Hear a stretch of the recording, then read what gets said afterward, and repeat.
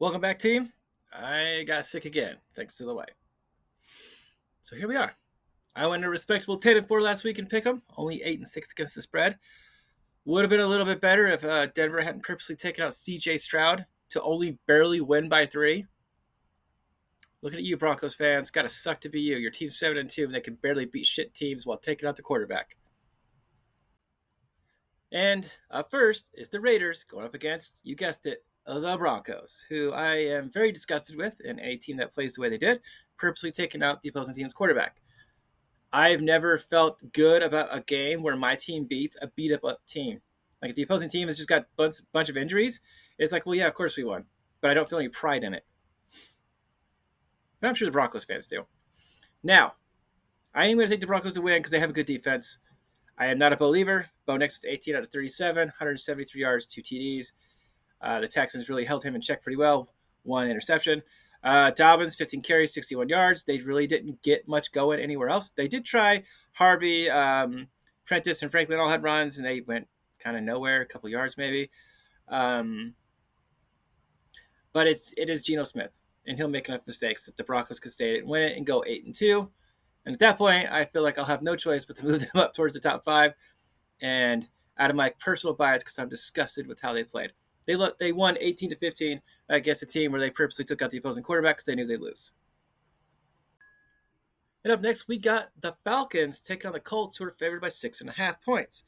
The Colts, who were looking like Super Bowl contenders, Super Bowl potential winners, at 7-1, lost to the Steelers. And I want to put some context into this game. 6 turnovers by the Colts, and they only lost by a touchdown.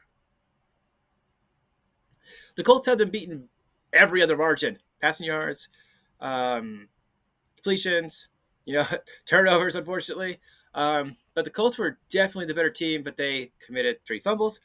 They had 3 interceptions. And the Steelers, with 6 turnovers, managed to win by a touchdown. I don't want to take away the fact that the Steelers won. They did get the dub. But let's be real. 1 less turnover, and I'm sure the Colts still could have managed it. I'm going to take the Colts to beat the Falcons, who are very up and down. I don't know what this team's doing. They have a lot of injuries. I don't think they coached their quarterback correctly. It's the same issue the Jets have with Justin Fields. I think Michael Penix doesn't get coached correctly. He needs somebody that can coach them like it's a Lamar Jackson or somebody more mobile. And take advantage of these things, and I don't think they are. I think they're trying, but they're doing a poor job. Give me the Colts to bounce back in a big way. They're not going to commit 6 turnovers. The Falcons might get 1, but it won't be enough. I'll take the Colts to win and the Colts to cover. And up next, we got the Patriots, who I've been a big fan of all year with Drake frickin' May. I put out a video over a month ago about how good he is and how well this team is doing and how I saw them making the playoffs pretty easily. They're going up against the Bucs, who have Baker Mayfield, arguably, one of the best quarterbacks in the league right now. And the way he plays could continue to make that argument into of all time.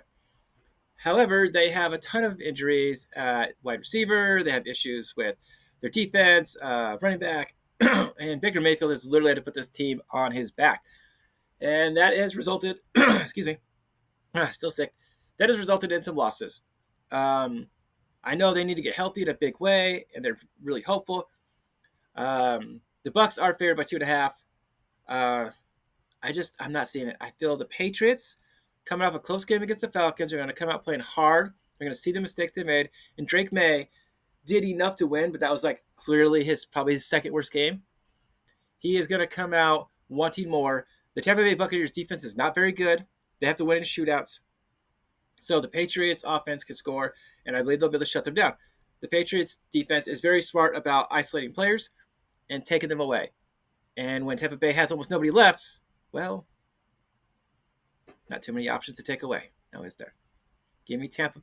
Give me the Patriots to win, and I'll take the points. And up next, we got a really good division game. And last time it was a close one. We got the Bills and we got the Dolphins.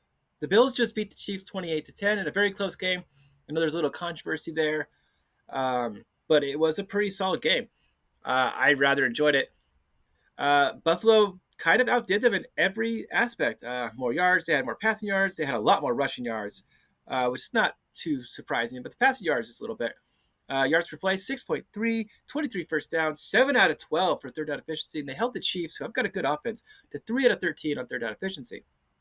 You know whose offense is really hurting? The Dolphins. So many injuries. And their defense is already bad. I'm going to take the Bills to win, and they are favored by 9.5 points, and I'm going to take them to cover. Josh Allen is having a great year. They're coming out really strong from that bye week, and they're going to continue rolling forward and go to 7-2 after this. And I foresee them easily progressing forward with the remaining games that they have. Look for them to get healthy and get right, and look for them to take a receiver somewhere in the draft somewhere, because that's the only position I think they're lacking. So up next, we got the Vikings and the Ravens. The Ravens are favored by 4.5, and they come off a win against Miami, 28-6, where they look pretty good. Of course, Miami's got a lot of issues with their offense being banged up and their defense being almost non-existent, so there is that. The Vikings, on the other hand, coming off beating up the Lions 27-24, and a lot of people had the Lions, myself included, in the top three. They're a good team. They are banged up in the secondary, so passing against them is a thing. But J.J. McCarthy was 14 for 25, 143 yards, 2 TDs. Not the greatest of stats besides the 2 TDs, but he did also have 1 interception. They were able to pass rush him and make him scramble a lot. 9 carries, 12 yards. Although he did get a touchdown that way. So, 3 TDs for J.J. I mean, good job. I think he's going to be something special. And I know Lamar Jackson's back, but the Vikings have a better defense. And I don't think they're going to be able to stop J.J. McCarthy enough. I'm going to take the upset, and I'm going to take the Vikings to win, and I'm going to take those points. And up next, we got the Jacksonville Jaguars, who are also an up-and-down team, because, they beat the Chiefs, and then they barely beat the Raiders by 1. So I'm not sure how I feel about this team, because at one point I had them in my top 10, and now they'd be lucky to make it into the top 15. They're going up against the Texans, who may not have C.J. Stroud. If they don't have C.J. Stroud, I'm definitely taking the Jaguars to win, and I'll take them to cover the points. If C.J. Stroud plays, I'm taking the Texans and to cover the points. I am putting that out there right now. If he plays, I take the Texans. If he is not the starting quarterback, I take the Jaguars. So up next, we got the Giants, who do not have Cam Scatterbo, going up against the Bears, who are favored by 3.5 points. The Bears came out a win against the Bengals in a shootout, and the Giants got beat by the Niners, who are all sorts of banged up, but they did put up 24. The Giants' defense has never been the thing we've talked about this year, aside from the preseason. And with their offense being injured, they got Malik Neighbors out, they got Cam Scatterbo out. The Bears are moving forward, where the Giants are trying to establish what they are. I'm going to take the Bears to win and to cover the 3.5 points. And that's only because they don't have Scatterbo. If they had Scatterbo, I would probably take the Giants. But right now, the Bears can basically give the ball to whoever they want on the rushing attack and get yards. And the Giants aren't that good at stopping the run. The Bears will just, dog pound them down and win the game. We got the Browns going against the Jets. The Jets are 1-7, and they're the favored team to win by 1.5. I am taking the Jets to win and to cover the points. The Jets just beat the Bengals 39-38.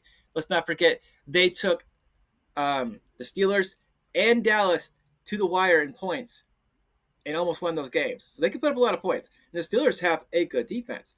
Not great, but it's good.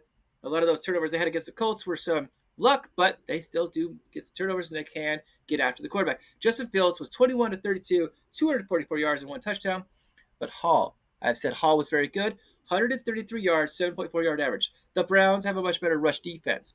I do foresee this being a more pass-heavy game from the Jets, which will open up the run later in the third and fourth quarter. And that's when Hall can really extend that lead out for them. I'm taking the Jumbo Jets to get their second win of the year. Up next, we got the Saints, who are just a dumpster fire bottom 3 team, taking on the Panthers, who managed to beat my team, despite Bryce Young being 11 for 20 and only 102 yards and throwing an interception. Dottle, who is really good, I've never thought of that name, 25 carries, 130 yards, 5.2 yard average, and 2 TDs.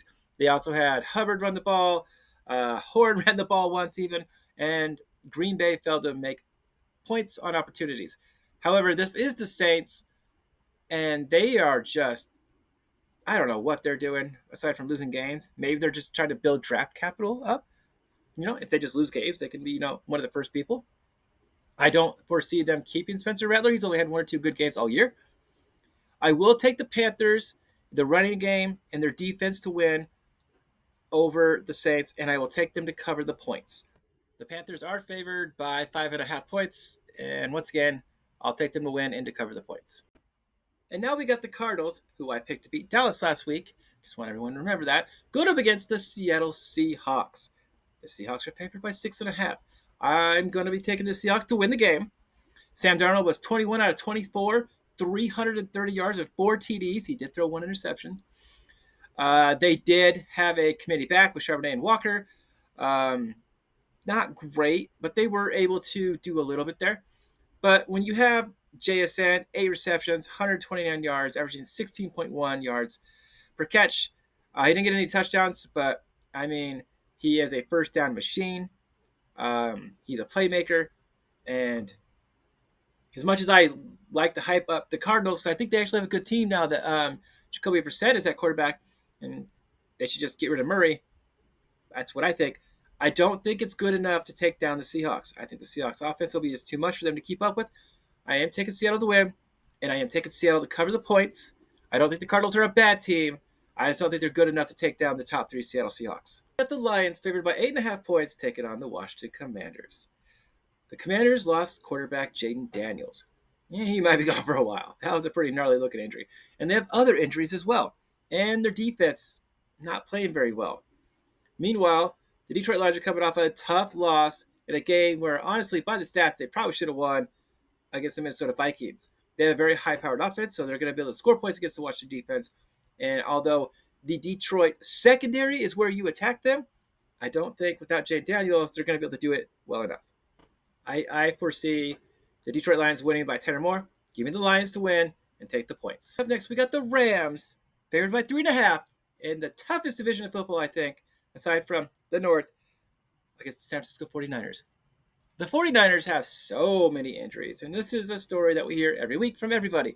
They're injured at quarterback, they're injured at receiver, offensive line, defensive line, linebackers, secondary. I'm pretty sure there are coaches and trainers out with injuries. They're so banged up.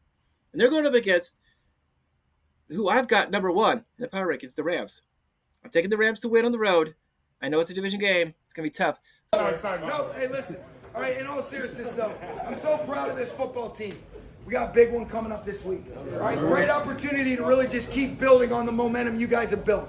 You can feel what it's like, the way that you guys have been preparing, the way that you guys have been enjoying it, but the appropriate urgency. It's not by mistake why things have looked the way they've looked. All right, keep that mindset, keep that mentality. I love this team, man. The Rams, they have Stafford.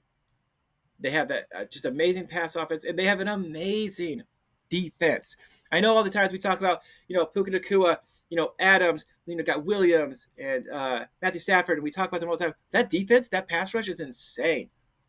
Don't get me wrong. I love Mac Jones and the San Francisco 49ers and what they've done with the injuries. It's still winning games. It's amazing. It's fun football to watch. But I just think that the Rams are too much of a good team. It's giving the Rams to win, and I'll take them to cover the 3.5 points. And up next, we got the Chargers, favored by 3, and the Pittsburgh Steelers. The Steelers are coming off a big win, taking down the number 1 Indianapolis Colts, who I think most people are going to obviously move from the number 1 spot. 6 turnovers, 3 fumbles, 3 interceptions. What's some of that luck? Absolutely. Did they only still win by a touchdown? Yeah. With 6 turnovers, they still only managed to beat the other team by a touchdown. The Chargers, on the other hand, occasionally have games where they lose to the Giants, and they only beat the Titans by a touchdown, despite their injuries. However, they're getting healthier. I do believe the Chargers win this game. They're not going to commit 6 turnovers. They're going to keep Rodgers off the field as much as they can. Justin Herbert is going to move the ball. He's one amazing quarterback. And if Watt doesn't get going, what are the Steelers' defense going to do? And we've seen it time and time again. They do nothing. Give me the Chargers to win and to cover the negative 3 points. They'll cover. And it's going to be, I think, a more clear-cut game than people think it'll be. I think a lot of people are going to think it's going to be a very close, good game. The Steelers, not as good as people think. Now next, we got the Philadelphia Eagles, who are looking better and better every single week. taking on my Green Bay Packers, who just lost to the Panthers in a very low-scoring game. And the only good thing about that game was that it was a low-scoring game, and our defense held them to 16. Why do you think you guys are starting so slow offensively? Yeah, man, I think it's a lot. I think it just comes down to execution, penalties, turnovers, just all those things, and not finding ways to score in the red zone. The Eagles, on the other hand, they got the tush push. Jalen Hurts is throwing for over 300 yards sometimes. He's also scrambling. He's being very efficient. Their red zone efficiency is extremely high. Saquon Barkley finally broke a 100-yard rushing game like a couple weeks back. He's been doing good. I'm still sick, sorry. My nose is all clogged up, so I sound weird sometimes, or all the time. And I'm taking the Packers to win and cover the points because they're my team. I live, breathe, and bleed cheese. This is going to be a very difficult game if Green Bay stops playing down to the level of their teammates, of the opposing team, and starts playing at their own level. Because Green Bay, at some point, you've got to just stop making it hard. Like, you keep having these close games. Like, can we just play at the level we should be playing at? Can we just execute? Also, play calling. 4th and 8? You go for it? Not happy about that. But yeah, give me the Packers. If y'all pick the Eagles, I understand. Packers have not been playing complimentary football right now. So I'm going to pick them, and I believe they could win.